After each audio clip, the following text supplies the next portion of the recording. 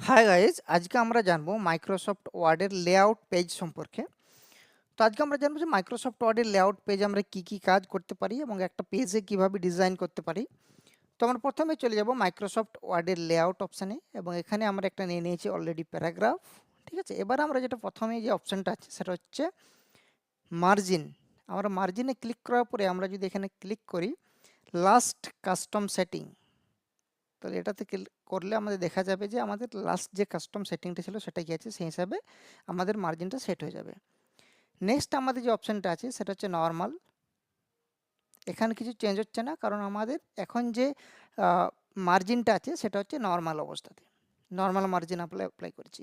আমরা যদি ন্যারোতে ক্লিক করি তাহলে আমাদের দেখা যাবে এখানে যে উপরের দিকে এবং বাঁ দিকে এবং ডান দিকে আমাদের কি হচ্ছে না, স্পেসটা অনেক কম হয়ে গেছে, মার্জিনটা অনেক ছোট হয়ে গেছে।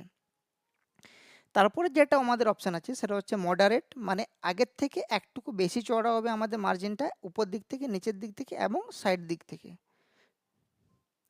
এইবার আমরা যেটা জানবো সেটা হচ্ছে ওয়াইড, মানে আমাদের যে মার্জিনটা হবে সেটা অনেকটাই চওড়া হবে এবং আমাদের যে টেক্সটটা থাকবে সেটা অনেক কম জায়গার মধ্যে থাকবে। এবং আমাদের আরেকটা যেটা অপশান হচ্ছে, ঠিক আছে, সেটা হচ্ছে মিররড। সেটাতে একটু নর্মালের থেকে একটু বেশি হচ্ছে, এটার যে ওয়াইডটা একটু বেশি হচ্ছে মার্জিনটা, উপরের দিক থেকে এবং ডান দিক থেকে বাঁ দিক থেকে তুলনামূলকভাবে একটু কম আছে। তো আমরা নর্মালি এখন যেটাতে অ্যাপ্লাই করবো সেটা হচ্ছে নর্মাল মার্জিন আমরা দিয়ে দেবো, যাতে আমাদের টেক্সটটা মোটামুটি দেখতে ঠিক লাগে। নেক্সট আমাদের যে অপশানটা আছে সেটা হচ্ছে ওরিয়েন্টেশন।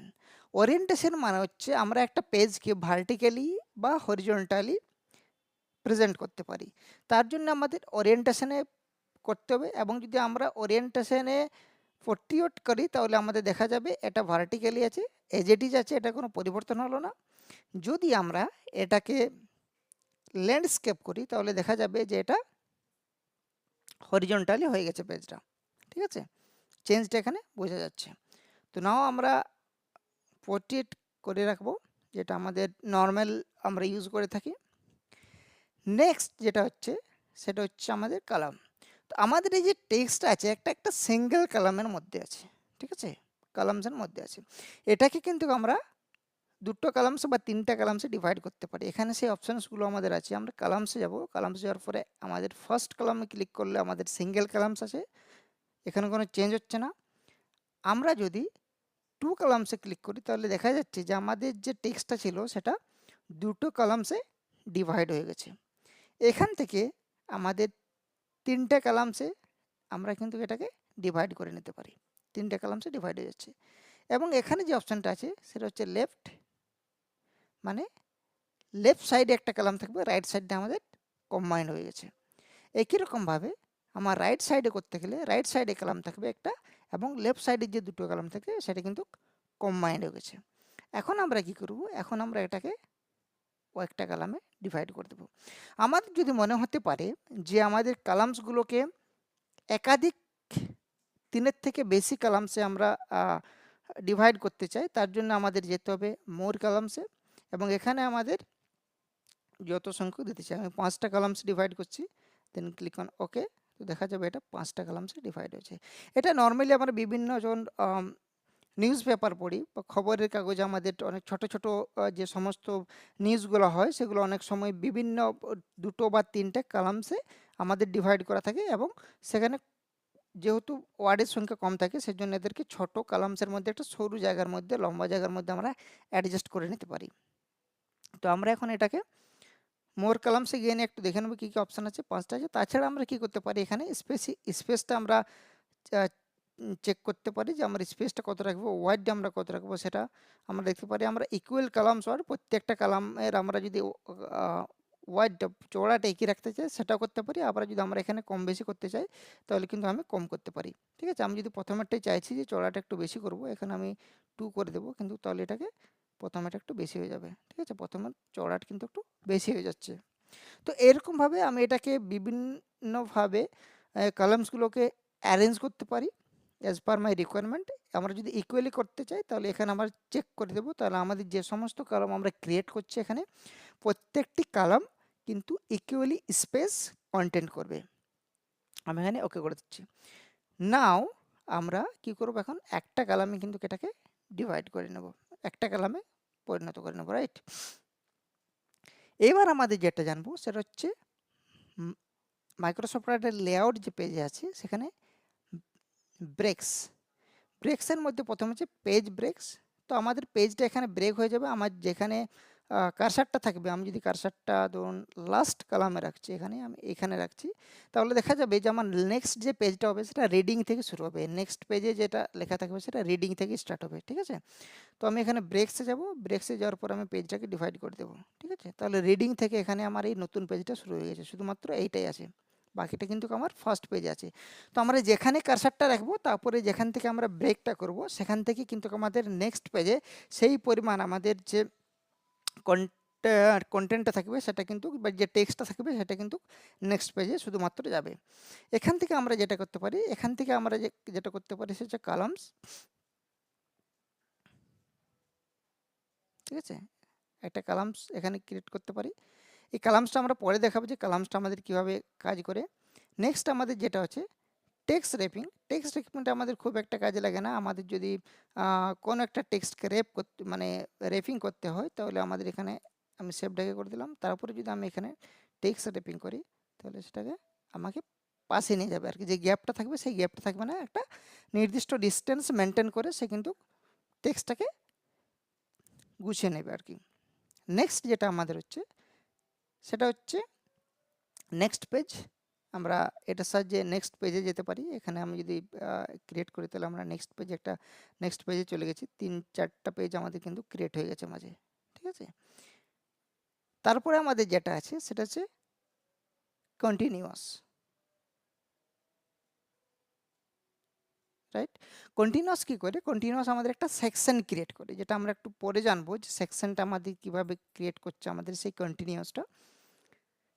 দেন আমাদের যে অপশানটা আছে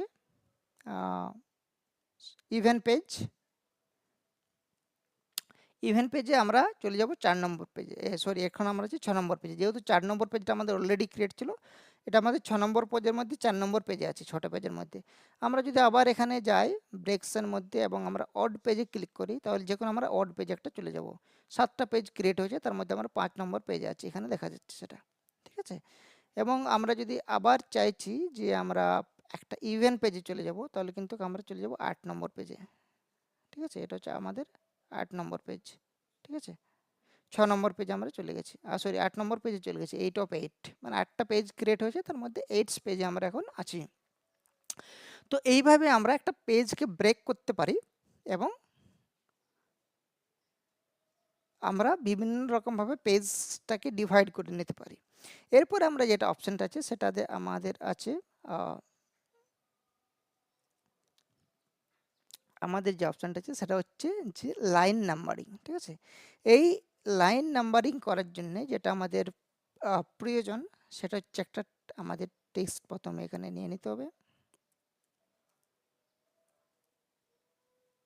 একটা প্যারাগ্রাফ আমরা এখানে নিয়ে নিলাম, ঠিক আছে? প্যারাগ্রাফটা নেওয়ার পরে এখানে আমরা যদি করি নান কন্টিনিউয়াস করলে আমাদের এখানে দেখা যাবে যে পেজ নাম্বারগুলো কিন্তু আমাদের এখানে কন্টিনিউ একটা প্রত্যেকটা লাইনে একটা করে নাম্বার আছে, ঠিক আছে? সেকেন্ড যে নাম্বারটা আমাদের আছে সেটা হচ্ছে আমাদের যদি একটাই পেজ, আমরা আরেকটা পেজ এখানে এটা প্রথমে নান করে নিই, আমরা নান করে নেব, নান করার পরে টেক্সটটা যেটা আছে টেক্সটটা আমরা এখানে কপি করে দেব, টেক্সটটা কপি করে নেব যাতে পেজটা আমাদের ফুল হয়ে যায়। দেন আমরা এখানে ছিল, দুটো পেজ ক্রিয়েট হয়ে গেছে। ক্রিয়েট করার পরে আমরা যদি এখানে লাইন নাম্বারে যাই, তারপরে রিস্টার্ট ইচ পেজে যাই, তাহলে এখান থেকে 1 2 3 4 5 6 30 40 31, দেন নেক্সট পেজে আবার 1 2 3 4 5 6 থেকে কিন্তু এটা হয়ে গেছে, ঠিক আছে? তো এইভাবে আমাদের প্রত্যেকটা পেজে কিন্তু প্রত্যেকটা পেজের এক থেকে আবার শুরু হবে, 1 থেকে এখানে যেমন আমাদের আছে 37 এর পর থেকে আবার এক থেকে শুরু হয়েছে। এখানে আমাদের নেক্সট যেটা আছে তার জন্য আমাদের আরেকটা প্যারাগ্রাফ আমরা নিয়ে নিচ্ছি,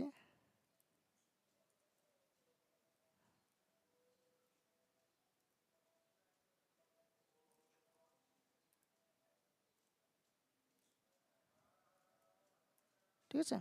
আমাদের 3টে প্যারাগ্রাফ আমরা নিয়ে নিয়েছি এখানে। 3টে প্যারাগ্রাফ নেওয়ার পরে আমরা এখানে একটা যেটা অপশন আছে লেআউটে, সেখানে অপশন আছে যে রিসেট ইচ সেকশন। এবার আমাদের সেকশন ক্রিয়েট করব, তখন আমরা দেখব যে আমরা যে ব্রেকসে একটা অপশন ছেড়ে দিয়েছিলাম সেটা। আমরা প্রথমে এটাকে একটা প্যারাগ্রাফে পরিণত করে নিচ্ছি, রাইট? দেন আমরা কি করব না, এটাকে আমরা একটা সেকশন ক্রিয়েট করে নেব।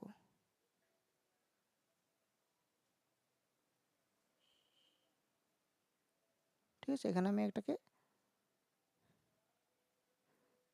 এখানে ক্লিক করলাম, তারপর ব্রেকসে যাব, ব্রেকশনে কন্টিনিউ।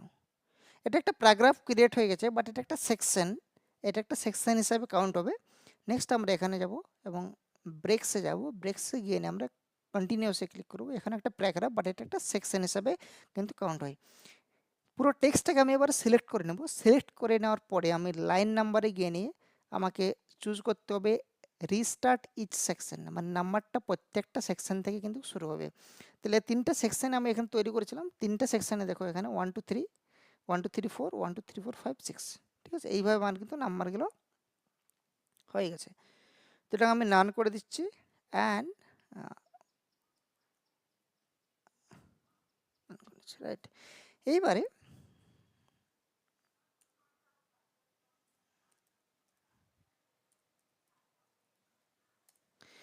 যেটা হচ্ছে আমাদের এখানে আরেকটা অপশানস আছে যে লাইন নাম্বারিং অপশানস। এখানে যদি আমরা যাই তাহলে এখানে কি করতে পারি, বিভিন্ন রকমের আমরা ফ্রন্ট পেজ আছে, এখানে মার্জিনস আছে, এখান থেকে তো আমরা মার্জিনকে ম্যানেজ করতে পারি। এখানে আমাদের ল্যান্ডস্কেপ আছে, পোর্ট্রেট আছে, ঠিক আছে, এই দুটোকে আমরা এখান থেকে ম্যানেজ করতে পারি। এখানে মার্জিন আমরা কত দেব, টপ লেফট, ঠিক আছে, বাটন রাইট, ঠিক আছে, গাটার আর গাটার পজিশন। ঠিক আছে, এখানে একটু গাটারটা আমরা জেনে নিই যে গাটারটা আমাদের কী হিসাবে কাজ করে। গাটারটা এখানে কি, গাটারটা মানে একটা স্পেস ক্রিয়েট করবে।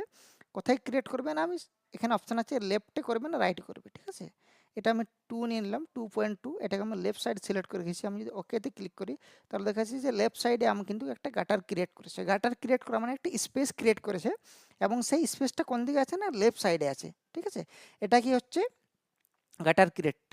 দেন আমরা যদি আবার এখানে অপশানটাতে যাই লাইন নাম্বারিং এবং মার্জিনে যাওয়ার পরে যদি আমরা এটাকে রাইট সাইডে টপ সাইডে করে দিই, দেন টপ সাইডে নিচে অনেকটা জায়গা আছে। ঠিক আছে, তো এখানে আমরা গাটারটা অ্যাপ্লাই করব না, এখানে we are not applying the gutter. মার্জিনে যাব, এটা আমাদের 0, right, top and left 0, right. এখানে আমরা এই সমস্ত অপশানসগুলো আমরা এখানে দেখতে পেলাম যে কিভাবে নাম্বারস আমাদের অ্যাপ্লাই করা যায়। নেক্সট আমরা যেটা জানবো সেটা হচ্ছে হাইফেনসেনেশন।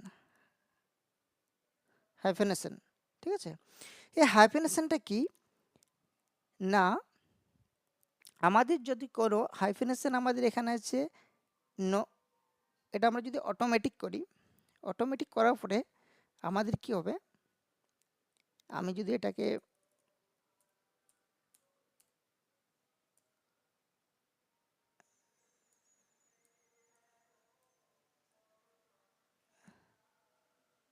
আমার করে দিতে হবে অটোমেটিক।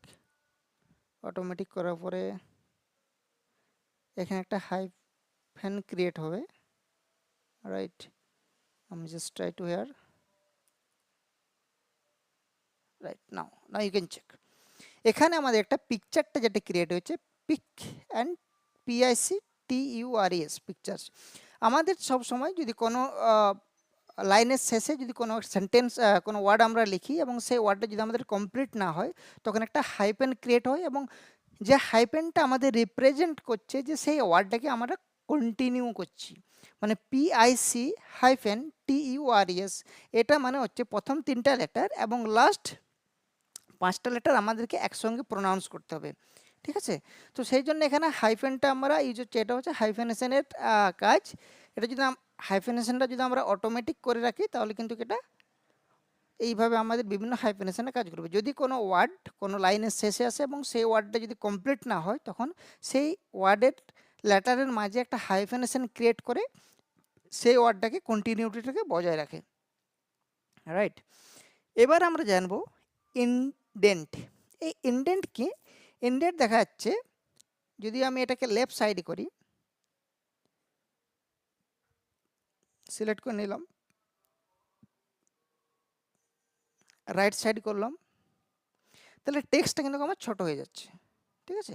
আমি যদি চাইছি যে মাঝের আমার যে টেক্সট আছে সেটাকে আমি শুধুমাত্র ছোট করতে চাই, তাহলে মানে ম্যানেজ করতে ইনডেন্ট করতে চাই, তাহলে শুধুমাত্র সেই টেক্সটটাকে আমি সিলেক্ট করে নেব, তারপর আমি ইনডেন্ট করতে শুরু করব, right. not this is the indent, okay. now আমরা কি স্পেসটা ম্যানেজ করতে পারি, বিফোর মানে উপরের থেকে, উপর থেকে স্পেসটা বাড়তে থাকছে, এবং আফটার মানে হচ্ছে নিচের থেকে। তো এইভাবে আমরা ইনডেন্টটাকে কিন্তু এখানে ম্যানেজ করতে পারি, ঠিক আছে। এবার যেটা আমরা জানবো সেটা হচ্ছে পজিশন, যেটা হাইলাইট নেই, warp text, bring forward and send backwards, section pans, align, এগুলো যখন আমরা ইনসার্ট ট্যাবে যাই তখন আমরা দেখি যখন কোনো আমরা শেপকে এখানে ইনসার্ট করি, যে কোনো শেপকে যখন আমরা এখানে ইনসার্ট করি, ঠিক আছে, তখন আমাদের একটা পজিশন থাকে, পজিশন বলে একটা থাকে, যেখান থেকে আমরা পজিশনটাকে বিভিন্ন জায়গাতে অ্যাডজাস্ট করতে পারি। সেটাই হচ্ছে আমাদের এখানে লেআউটে গিয়ে নিয়ে আমরা যে পজিশনটা, সেটা কিন্তু সেখানে হিসাবে কাজ করি। যখন আমরা ইনসার্ট করে নিলাম পজিশনটা কাজ করছে এখানে, ঠিক আছে। অ্যান্ড পজিশনটাকে আমরা বিভিন্ন জায়গাতে এটা পজিশন দিতে পারি। টেক্সট ওয়ার্কটা আমরা এইভাবে করতে পারি, স্কোয়ার করতে পারি, বা আমরা বিভিন্ন রকম যে অপশানসগুলো আছে বিহাইন্ড দ্য টেক্সট করতে পারি, যেটাতে আমরা সব কিছু মুভ করতে পারি, ঠিক আছে, রাইট। Sections, pan.